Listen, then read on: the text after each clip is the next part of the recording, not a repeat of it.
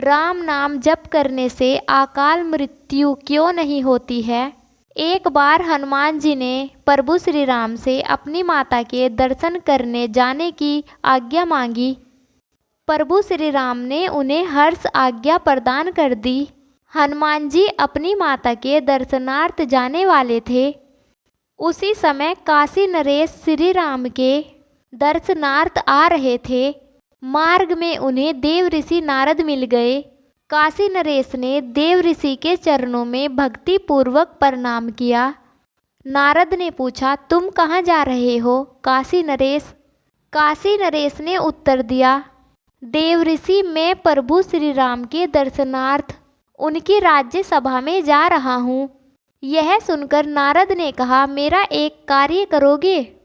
काशी नरेश ने तुरंत कहा, प्रभु धरती पर ऐसा कौन पुरुष है जो आपकी आज्ञा के पालन के लिए तुरंत ना दौड़ पड़े। आप आज्ञा प्रदान करें।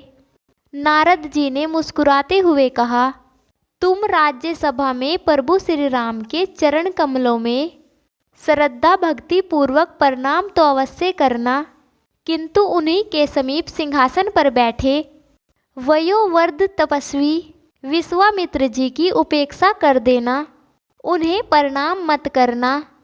काशी नरेश ने प्रश्न किया, ऐसा क्यों ऋषिवर? नारद जी ने उत्तर दिया, इस क्यों का उत्तर आपको बाद में मिल जाएगा। नारायण नारायण कहकर नारद जी वहाँ से चले गए और फिर काशी नरेश श्री राम की सभा में पहुँचे। उन्होंने देव ऋषि नारद के अनुसार श्री राम जी के चरणों में श्रद्धा पूर्वक प्रणाम किया, किंतु महर्षि विश्वामित्र की सर्वथा उपेक्षा करके बैठ गए। काशी नरेश की इस अपेक्षा से महर्षि विश्वामित्र के हृदय पर चोट पहुँची, किंतु वे राज्य सभा में चुप रहे। बाद में उन्होंने प्रभु श्री राम से कहा, राम तुम मर्यादा पुरुषोत्तम राम कहलाते हो, इसलिए तुम्हारी राज्य सभा में तुम्हारे उपस्थित रहते मर्यादा की अवहेलना उचित नहीं। महर्षि विश्वामित्र की बात सुनकर प्रभु श्री राम ने आश्चर्य से पूछा, गुरुदेव मेरे रहते कब और कहाँ मर्यादा का उल्लंघन हुआ?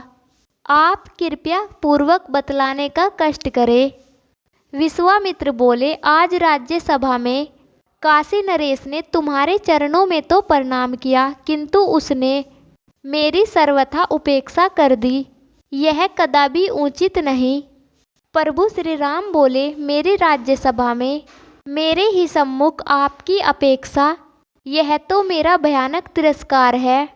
उन्होंने प्रतीक्षा की आपके समक्ष में अपने 3 तीक्ष्णतम बाण पृथक कर रख दे रहा हूँ। इन तीनों बाणों से आज संध्या तक काशी नरेश मारा जाएगा। परम पराक्रमी श्री राम की यह प्रतिज्ञा वायु वेग से सर्वत्र फैल गई। काशी नरेश ने सुना तो उसका कंठ सूक्ष्म हो गया। जीवन से सर्वथा निराश होकर वे दौड़े और नारद जी के पास आ गए और उनके चरणों में गिर गिराकर बोले, हे देव ऋषि, आज प्रभु श्री राम ने मुझे शाम तक मारने की प्रतिज्ञा की है। देव ऋषि नारद ने तटस्थ की भांति उत्तर दिया और श्री राम की प्रतिज्ञा सर्वविदित है कि रघुकुल में प्रतिज्ञा पूर्ण करने के लिए प्राण तक देने में आपत्ति नहीं होती। काशी नरेश रो पड़े और बोले, हे देव ऋषि, मैंने तो आपकी आज्ञा का पालन किया था। जैसे भी हो आप मेरे प्राण बचाइए। नारद जी ने काशी नरेश को समझाते हुए कहा, आप चिंता मत करें। मृत्यु तो निश्चित होती है, वह किसी भी प्रकार टलती नहीं है। यदि भगवान श्री राम के बाणों से प्राणत खेरु उड़ जाए तो निश्चय ही जीवन सफल हो जाए। किंतु तुम एक काम करो। नारद जी ने काशी नरेश जी से धीरे धीरे कहा, तुम हनुमान जी की माता अंजना के समीप जाकर उनके चरण पकड़ लो। जब वे चरण छुड़ाने लगे तो तुम अपनी रक्षा के लिए वचन ले लेना। जब तक वे 3 बार तुम्हारी रक्षा का वचन ना दे दे तब तक तुम उनके चरण पकड़े रहना, छोड़ना नहीं, बस तुम्हारा काम बन जाएगा। नारद जी की बात सुनकर काशी नरेश भागे भागे माता अंजना के यहाँ गए। माता अंजना बैठी हुई भगवान राम का जप कर रही थी। रोते बिलखते हुए काशी नरेश माता अंजना के चरणों में गिर पड़े। उनके चरणों को पकड़कर उन्होंने कहा, माँ मेरी रक्षा करो। आज शाम तक एक सामर्थ्य व्यक्ति ने मुझे मार डालने का संकल्प लिया है। तुम्हारे अतिरिक्त मेरे प्राण और कोई नहीं बचा सकता। रक्षा करो माँ, रक्षा करो। माता अंजना बोली, किसने और क्यों? तुझे आज संध्या के पूर्व ही मार डालने का प्रण किया है। काशी नरेश बोले, माँ तुम मेरी रक्षा का वचन दे दो, अन्यथा मैं तुम्हारे चरणों में ही अपने प्राण त्याग दूंगा। वात्सल्यमयी सरल जननी ने कहा, मैं तेरे प्राण की रक्षा का वचन देती हूँ। फूट फूट कर रोते हुए काशी नरेश ने अधीर होकर पुनः प्रार्थना की और कहा, माँ मुझे संतोष नहीं हो रहा, मेरा विश्वास करो, मैं तुम्हारे प्राणों की रक्षा का वचन देती हूँ। सर्वथा सरल जननी ने 3 बार कहते हुए कहा, अच्छा अब तो बता दो तुझे मारने की किसने प्रतिज्ञा की है? काशी नरेश ने कहा, भगवान श्री राम ने। उन्होंने आज शाम तक मुझे मारने की प्रतिज्ञा की है और इसके लिए उन्होंने अपने 3 तीक्ष्ण बाण भी निकालकर अलग रख दिए। यह सुनकर माता अंजना चिंतित होकर बोली, श्री राम की प्रतिज्ञा कैसे अन्यथाए हो सकती है? पर मैंने तुझे वचन दिया है, अतः प्रयत्न तो करूंगी ही। उसी समय हनुमान जी ने वहां पहुंचकर माता के चरण स्पर्श किए। आशीर्वाद देते हुए माता अंजना ने कहा, बेटा तुम ठीक समय पर आ गए हो। अभी अभी मैं एक आवश्यक कार्य से चिंतित होकर तुम्हारा ही स्मरण कर रही थी। वह कार्य हो जाए तो मेरा मन हल्का हो जाए। हनुमान जी ने कहा, आज्ञा करिए माँ जी, आपका कार्य करने के लिए तो मैं प्रतिक्षण प्रस्तुत हूँ। माता अंजना बोली, बेटा काम तो कठिन है बेटा, इस कारण मैं चिंतित हो गई हूँ। माता अंजना की बात सुनकर हनुमान जी ने उन्हें आश्वस्त करने के लिए कहा, आपकी कृपा से आपका पुत्र विद्या बुद्धि बल पौरुष और पराक्रम से ही संपन्न नहीं, उस पर निखिल भुवनपति प्रभु श्री राम की अपार करुणा की वृष्टि भी निरंतर रहती है। आप आज्ञा प्रदान कीजिए। माता अंजना ने कहा, यह सब तो मैं जानती हूँ मेरे लाल, किंतु काम अति कठिन है, इसलिए कहने में झिझक रही हूँ। माताजी आपके पवित्र चरणों के सम्मुख मैं एक बार नहीं 3 बार प्रतिज्ञा करता हूँ कि आपकी आज्ञा मिलने पर चाहे काम जितना भी कठिन होगा, मैं उसे अवश्य पूर्ण कर आपकी चिंता दूर करूँगा। माता अंजना ने हनुमान जी के बल और पराक्रम और उसकी मातृभक्ति की प्रशंसा करते हुए कहा, बेटा मुझे तुमसे यही आशा थी और ऐसा ही विश्वास था। माता अंजना बोली, बेटा मैंने काशी नरेश को उसकी प्राण रक्षा का वचन दिया है। आज शाम तक श्री राम ने उसका वध करने की प्रतिज्ञा ली है। उन्होंने 3 तीक्ष्ण बाण भी निकालकर अलग रख दिए। माता अंजना की बात सुनकर हनुमान जी ने आश्चर्य से कहा, मेरे प्रभु श्री राम की प्रतिज्ञा?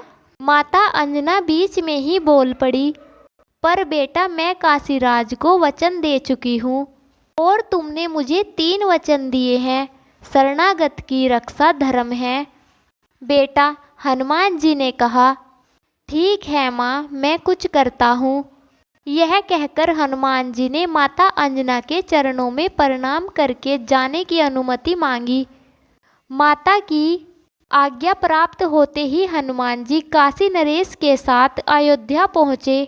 वहाँ उन्होंने काशी नरेश से कहा, राजन तुम सकल कलेश नाशनी परम पावनी सरयू में कमर तक जल में खड़े होकर अविराम राम राम जप करते रहो। काशी नरेश ने पवन पुत्र के आदेश का पालन करना प्रारंभ किया और इधर हनुमान जी तुरंत श्री राम के समीप पहुँचे। वहाँ उन्होंने प्रभु श्री राम के चरणों में प्रणाम करके उनके दोनों चरण पकड़कर कहा, स्वामी, आज मैं आपसे एक वर की याचना करना चाहता हूँ। यह कैसे संभव है कि सर्वथा निष्प्रह और अत्यंत संकोची हनुमान जी कभी कुछ मांगे और प्रभु अस्वीकार कर दे। श्री राम ने उत्साहपूर्वक कहा, तुम्हारे लिए आदेय कुछ नहीं हनुमान, तुम तो कभी कुछ चाहते ही नहीं। मैं सदा चाहता हूँ कि तुम मुझसे कुछ चाहो, कुछ मांगो, पर मेरी इस इच्छा की पूर्ति तुमसे नहीं हो पाती। बोलो तुम क्या चाहते हो। प्रसन्न होकर हनुमान जी ने प्रभु के चरण सहलाते हुए कहा, मैं चाहता हूँ कि आपके अमित महिमामय नाम का जप करने वाले की सदा रक्षा किया करूँ और मेरी उपस्थिति में आपके नाम जपक पर कभी कोई किसी प्रकार का प्रहार ना करे।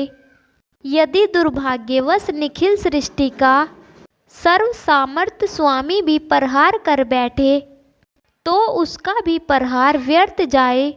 भगवान श्री राम ने तुरंत आशीर्वाद दिया, तुम नाम जपक की रक्षा करने में सर्वत्र सदा सामर्थ हो जाओगे और तुम्हारी उपस्थिति में नाम जपक पर किया गया अमोघ प्रहार भी व्यर्थ जाएगा। जय श्री राम। यह कहकर हनुमान जी ने प्रभु श्री राम के चरणों में अपना मस्तक रख दिया और फिर वहां से तुरंत सरयू तट पर पहुँचे। वहां वे गदा तानकर अत्यंत सावधानी से खड़े हो गए और काशी नरेश से बोले, तुम बिना रुके निरंतर राम नाम जपते रहो। स्थिति विचित्र हो गई। एक और सर्वधार स्वामी श्री राम की शाम तक नरेश के वध की प्रतिज्ञा और दूसरी ओर न्याय भक्त हनुमान जी का उनकी रक्षा करने के लिए परिकरबद्ध हो जाना। राजा नरेश सरयू जल में खड़े होकर प्राण भय से अनवरत रूप से राम नाम का जप कर रहे थे। वर प्राप्त हनुमान जी उनकी रक्षा करने के लिए गदा ताने खड़े थे। बात विद्युत गति से फैल गई। अयोध्यावासी बाल वृद्ध नर नारी कौतूहलवश सरयू तट पर पहुँचे। प्रभु और सेवक के प्रतिज्ञा पालन का दृश्य देखने के लिए विशाल जन समुदाय एकत्रित हो गया। शाम हो चुकी थी। यह समाचार भगवान श्री राम को मिला। यह सुनकर वे कुपित हो गए। उन्होंने अपने प्रण का पालन करने के लिए पृथक रखे गए 3 बाणों में से एक बाण उठाया और अपने धनुष पर रखकर प्रत्याचना कान तक खींची और बाण छोड़ दिया, किंतु उन्हें राम नाम का जप करते देखकर वह बाण उनका मस्तक छीन नहीं कर सका। वह नरेश के चुप होने की प्रतिज्ञा करते रहे, किंतु हनुमान जी के द्वारा दीक्षित नरेश प्राण भय से अविराम पूरी शक्ति लगाकर राम राम जपते ही जा रहे थे। निराश होकर बाण प्रभु श्री राम के पास वापस लौटा। उसने निवेदन किया, प्रभु नाम जप की सर्वत्र रक्षा के लिए आपने हनुमान जी को वर प्रदान कर दिया है और उस पर सभी प्रहार व्यर्थ सिद्ध होने की आपकी वाणी है। वह राजा नरेश निरंतर आपके नाम का जाप कर रहा है और बजरंग बली हनुमान जी गदा ताने उसकी रक्षा में तत्पर है। इस कारण मैं विवश होकर लौट आया। यह सुनकर श्री राम क्रोधित हो उठे। उन्होंने दूसरा बाण धनुष पर चढ़ाकर छोड़ा। वह वायु वेग से चला और काशी नरेश का प्राण हरण करने के लिए उसके समीप पहुंचा भी, किंतु अब तो काशी नरेश हनुमान जी के आदेश अनुसार सीता राम जी का जप कर रहे थे। दूसरे बाण को भी नरेश के कंठ का स्पर्श करने का अवसर प्राप्त नहीं हुआ। विवश वह भी प्रभु श्री राम के पास वापस लौट आया। उसने भी काशी नरेश के सीताराम रटने और गदाधारी हनुमान जी द्वारा उनकी रक्षा का वार्तंत सुनाया। मैं स्वयं सरयू तट पर चलकर उस घृष्ट नरेश और हनुमान जी को भी मार डालता हूँ। सत्य प्रतिज्ञा। भगवान श्री राम अत्यंत क्रोधित हो गए। उन्होंने अपना विशाल धनुष तथा तीसरा बाण लिया और सरयू तट की ओर तीव्र गति से चल पड़े। उधर हनुमान जी ने सोचा, प्रभु अपने मंगलमय नाम की विरध रखते हैं, भक्तों के लिए वे अपना सर्वस्व त्याग देंगे। भक्त उन्हें प्राण प्रिय है। अतएव उन्होंने काशी नरेश से कहा, अब तुम भगवती सीता और प्रभु श्री राम के साथ मेरे नाम का भी जप करना प्रारंभ करो। राजा नरेश जय सिया राम जय जय हनुमान का जप करने लगे। काफ़ी समय से जोर जोर से नाम जप करते करते राजा नरेश थक गए और उनकी वाणी लड़खड़ाने लगी। वे तो मृत्यु भय से अत्यंत साहस पूर्वक जैसे तैसे नाम जप चला ही रहे थे, किंतु मात्र भक्त हनुमान जी भी अपने एक अंश से काशीराज के कंठ में प्रविष्ट होकर जय सिया राम जय जय हनुमान का अनवरत रूप से जप करने लगे। क्रोधित श्री राम को आते देखकर वरिष्ठ जी व्याकुल हो गए। उन्होंने सोचा, भगवान श्री राम की प्रतिज्ञा अन्यायथा नहीं हो सकती, और कहीं उन्होंने नरेश जी के साथ हनुमान जी को भी मार डाला तो महान अनर्थ हो जाएगा। तब हनुमान जी के पास पहुंचकर वरिष्ठ जी ने उन्हें समझाने का प्रयत्न किया। पवन कुमार हनुमान जी, श्री राम जी तुम्हारे सर्वस्व है, उनकी प्रतिज्ञा पूर्ण हो जाने दो। नितांत समीप होने के कारण उनका क्रोध बढ़ता जा रहा है। वह राजा तो उन श्री राम के पावन सर स्पर्श से जन्म मरण से सदा के लिए मुक्त हो जाएगा।